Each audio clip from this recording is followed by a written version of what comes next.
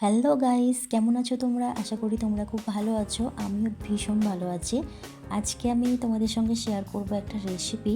অনেক দিন ধরেই ভাবছিলাম বাড়িতে আমি রেসিপিটা ট্রাই করব।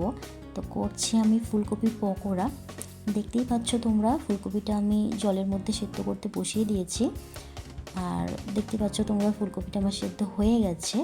এরপরে আমি দেব সামান্য পরিমাণে বেসন।